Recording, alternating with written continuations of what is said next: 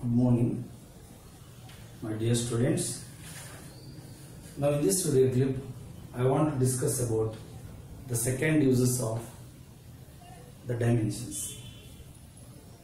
In the previous video clip,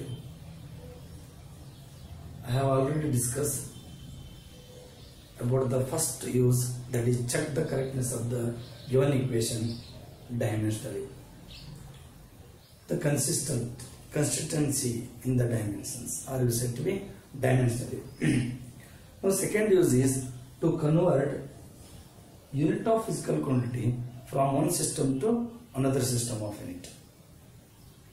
Here are very important two examples, that is how to take the unit of the force and unit of the work. Unit of the force and unit of the work. Unit of the work is also you take, that is energy, or you take that is energy. Now SI unit of force is Newton, while in CGS system is dyne. Express Newton in terms of dyne.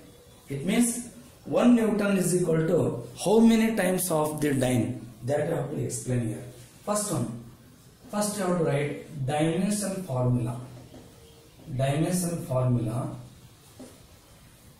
of force. What is dimension formula of the force? That is, force is equal to m raised to 1, l raised to 1, t raised to minus 2. This is the dimension formula for what you say, that is force. Yes, force is equal to mass raised to 1, length raised to 1, time raised to minus 2. This is what we take. In SI system, now you substitute the SI unit of force in here 1 Newton. This is 1 Newton. Force is Newton. Mass kilogram raised to 1. Length meter raised to 1. Time second raised to minus 2. 1 Newton is equal to kg raised to 1, mass raised to 1, second raised to minus 2. Yes, in CGS system,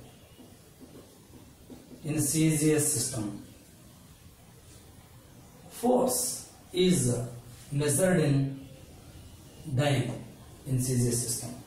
Therefore, 1 dyne is equal to, now substitute the force unit in CGS system, is equal to, this is kg, gram raised to 1, centimeter raised to 1, second raised to minus 2. 1 dyne is equal to, we have to write 1 kg. This is the 1 meter, 1 second. Here 1 gram, 1 centimeter, 1 second. Fine. ಈಗ ನಾವು divide ಮಾಡ್ಬಿಡೋಣ. ಏನು 1 Newton divided by 1 dyne is equal to 1 kg, 1 meter, 1 second raised to minus 2. Divided by, this is 1 gram, 1 centimeter, 1 second raised to minus 2. This cancel ಆಗುತ್ತೆ. Okay. Now 1 Newton divided by 1 dyne is equal to, this is 1 kilogram, it means 1000 gram. 1 meter, it means 100 centimeter, divided by 1 gram, 1 centimeter. Now gram get cancel, centimeter get cancel. 1 Newton divided by 1 dyne is equal to 1000. 1000 means 10 raised to 3. 1000 means 10 raised to 3. 100 means 10 raised to 2 into 10 to the power of 2. Now 1 Newton divided by 1 dyne is equal to, what you got here, 10 raised to 5. Therefore 1 Newton is equal to 10 to the power of 5 dyne. Now this is Newton is expressed in terms of dyne. 1 Newton is equal to how many times of the dyne? It is a 10 to the power of 5 times of the dyne. Now see here, you first have to write the dimension formula for the force. Given quantity is force here. Therefore, write the dimension formula for the force, dimension equation. Then you write the force is equal to mass raised to 1, length raised to 1, time raised to -2 according to his dimensions. Then you write in SI system 1 Newton, all force, mass, length, time, all the units I have to substitute here in SI system only. Here in CGS system and divide these two, 1 Newton divided by 1 dyne. Now you got simplified this one. Finally you got 1 Newton is equal to 10 to the power of 5 dyne. This is first example. Then similarly you take the another example for energy. Now SI unit of work is joule, while in CGS system is erg. Yes, fine. Now see here, same method. You have to write first dimension formula, dimension formula of work. Yes, W baritina. This is m raised to 1, L raised to 2, T raised to -2. Important dimensions ನಮಗೆ ಗೊತ್ತಿರಬೇಕು. ಸರಿ ಹಾಗಿದ್ರೆ ಇಲ್ಲಿ ನಾವು ಬರೆಯೋದು work is equal to mass raised to 1, length raised to 2, time raised to -2.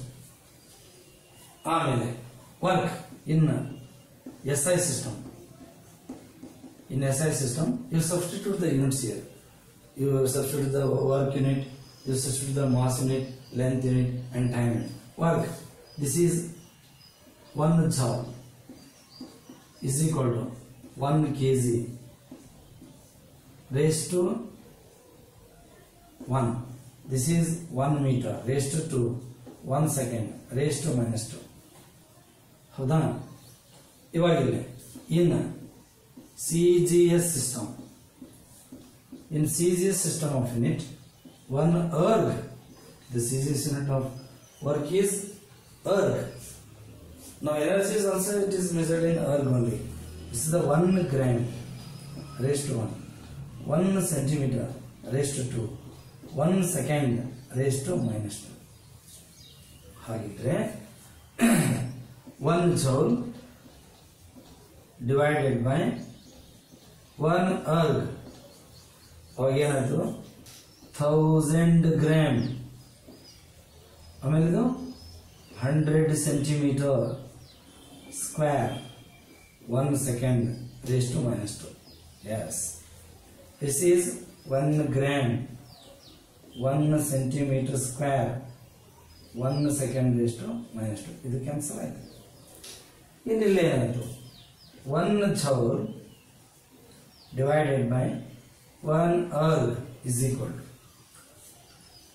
yes, ಇಲ್ಲಿ 1000 ಅಂದ್ರೆ 10 raised to 3 gram ಅಂತ, ಇದು 10 raised to 2, ಅದ್ರದ್ದು raised to 2 centimeter square divided by 1 gram, 1 centimeter square. ಈ centimeter square ಕ್ಯಾನ್ಸಲ್ ಆಗುತ್ತೆ, gram cancel ಆಗುತ್ತೆ. Next, 1 joule divided by 1 erg is equal to, ಇದು 10 raised to 3 into 10 to the power of 4, or 1 joule divided by 1 erg is equal to 10 raised to 7. Therefore, 1 joule is equal to 10 raised to 7 erg. Now this is joule is expressed in terms of erg. What you got here? How many times of erg here? 1 joule. 1 joule is equal to 10 to the power of plus 7 erg. Like this, you have to convert the unit of the physical quantity from one system to another system. Also, you express the relation between these two units. Okay. Next, some other example you have to discuss in the next video. Thank you.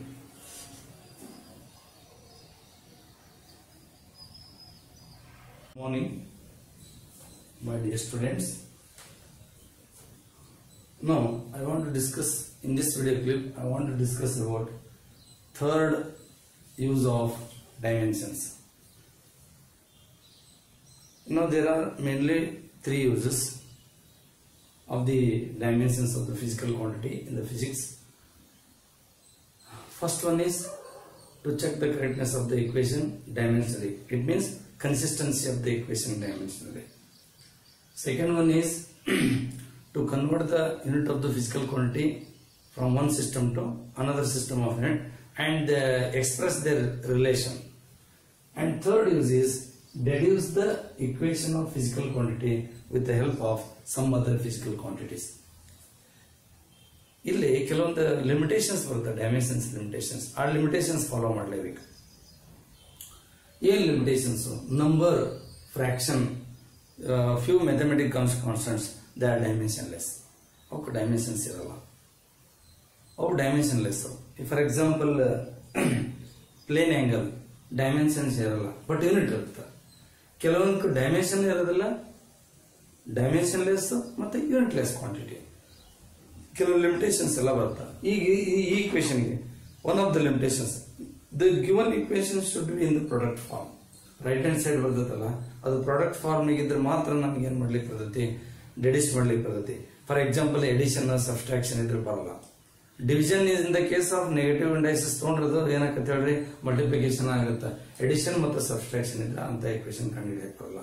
S is equal to ut plus 1/2 square. ನಾವು ಈ equation reduce ಮಾಡಕ್ ಬರಲ್ಲ, ಅದು with the help of dimensions. ಇಲ್ಲಿ ಒಂದೆರಡು example ಅದಾವ, ಅದನ್ನ ನಾವು ರಿಡ್ಯೂಸ್ ಮಾಡೋ ಟೈಮ್ ನೋಡಿ ಹೆಂಗ್ ಮಾಡಬೇಕು. The centripetal force act on a body of mass m and velocity v. It is moving with velocity v, radius r. Deduce the equation of the force using dimensions. Dimensions use ಮಾಡಿ ನಾವು ಕಂಡುಹಿಡಿಯಬೇಕು. ಇಲ್ಲಿ solution ನಾ ಬರೀತೀನಿ, ಏನಂತ ಬರೀತೀನಿ. ಈಗ ನೋಡಿದ್ರೆ ಇದು ಸೊಲ್ಯೂಷನ್ ಬರೆಯೋಣ. ಏನದ ಅದು ಇಂಪಾರ್ಟೆಂಟ್ ಪಾಯಿಂಟ್ ಏನದ ಇಲ್ಲಿ ಫೋರ್ಸ್ ಡಿಪೆಂಡ್ಸ್ ಆನ್ ಯಾವ್ದಾದ್ರು factor, mass m, velocity v and radius ಏನು ಬರೀತೀನಿ r. ಇದನ್ನ ಹೇಗೆ ಬರೀತೀನಿ, f depends on what are the quantities, mass raised to a ಬರೀತೀನಿ. Then what is the quantity v raised to b ಬರೀತೀನಿ. What is the quantity r raised to c ಬರೀತೀನಿ. Next, therefore f is equal to k ಬರೀತೀನಿ, proportionality constant, m raised to a, p raised to b, r raised to c. k dimensionless quantity. ಹಾಗಾದ್ರೆ put the dimensions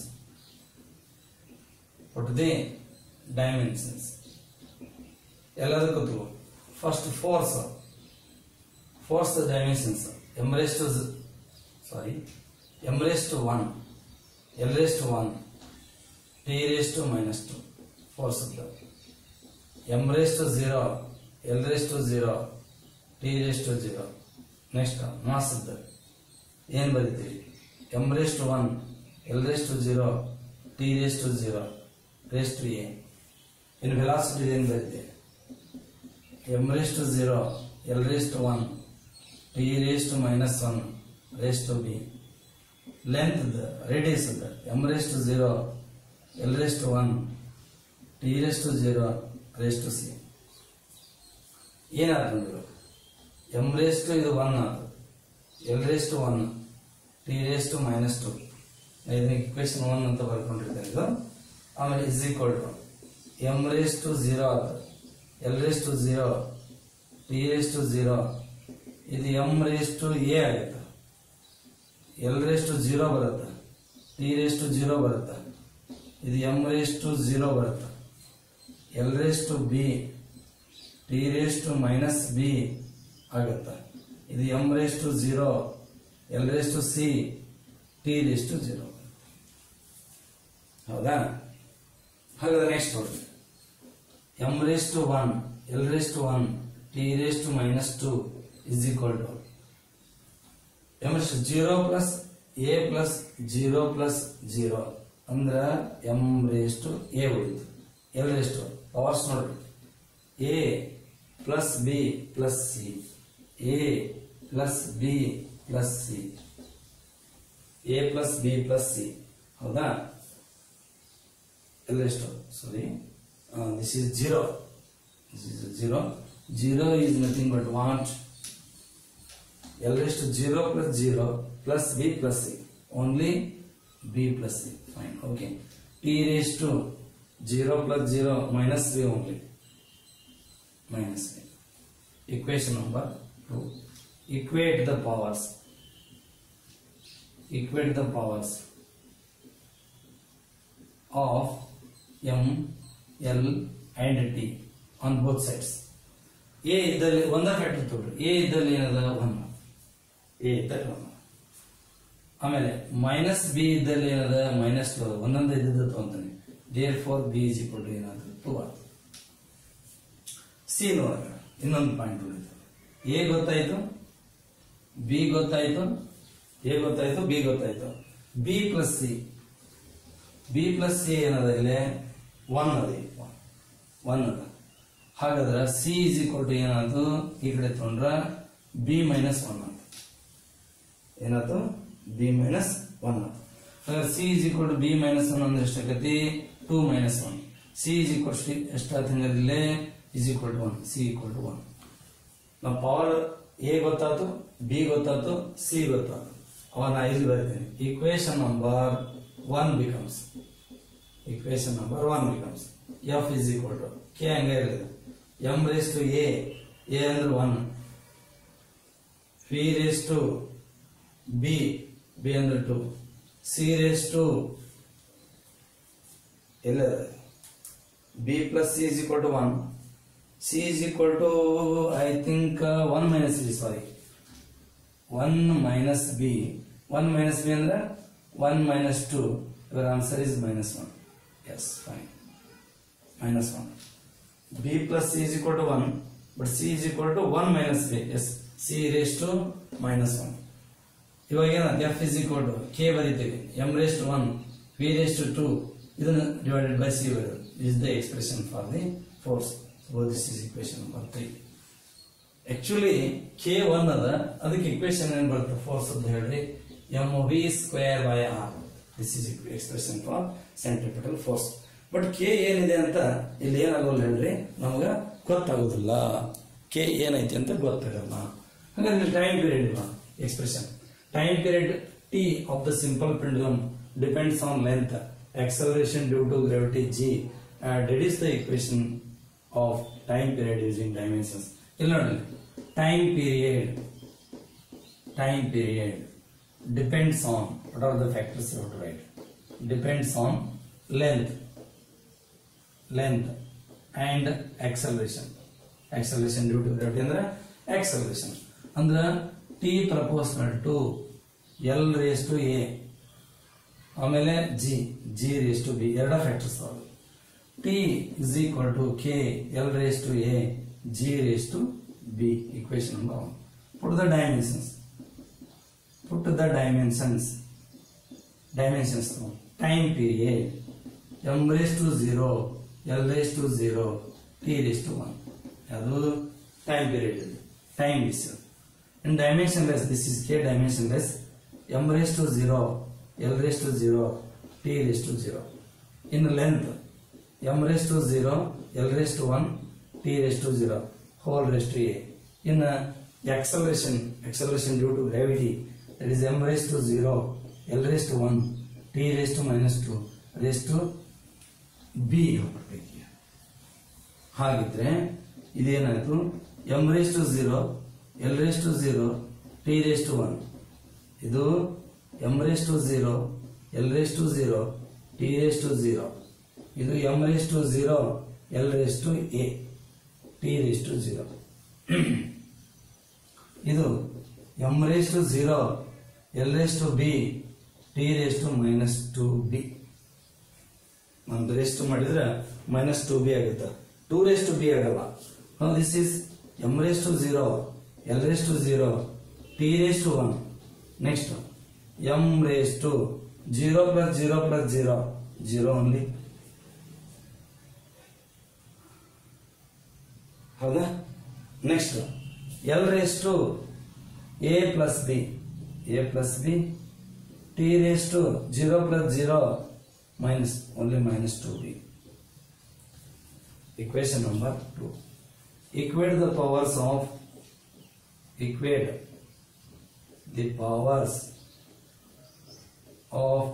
m, l and t. ಸರಿ, ಒಂದ factor ಇದ್ದಲ್ಲಿ ನೋಡು, minus 2b is equal to 1. ಹೌದಾ? ಅಂದ್ರೆ 2b is equal to minus 1, b is equal to minus 1 by 2. ಇದು ಗೊತ್ತಾಯ್ತು. Okay, in next a plus b is equal to 0. a plus b is equal to 0 ಅಂದ್ರೆ ನಮಗೆ ಬೇಕಾಗಿರೋದು a is equal to minus b. ಏನಾಗ್ತದೆ ಇವಾಗ? a is equal to minus of minus 1 by 2, a is equal to plus 1 by 2. a value ಗೊತ್ತಾಯ್ತು. ನಮ್ಗೆ ಬೇಕಾಗಿರೋದು a ಮತ್ತು b only, ಎಲ್ಲ ಫ್ಯಾಕ್ಟರ್ಸ್ ಇರೋದು. ಇಕ್ವೇಶನ್ ನಂಬರ್ 1 becomes, ಇಲ್ಲಿ ಬರೆದಿರ್ತಾನೆ, equation number 1 becomes t is equal to k l raised to a 1 by 2, g raised to minus 1 by 2. ಅಂದ್ರೆ ಇದು k l raised to 1 by 2 divided by g raised to 1 by 2. t is equal to k l upon g whole raised to 1 by 2. Therefore t is equal to k under root of l by g. This is the expression for the time period of the simple pendulum. You obtain this expression with the help of what you say, that is dimensions. Okay, that is t is equal to k under root of l upon g. But k ಏನಿದೆ ಅಂತ value ಗೊತ್ತಾಗಲ್ಲ. It is also one of the dimensions. Thank you.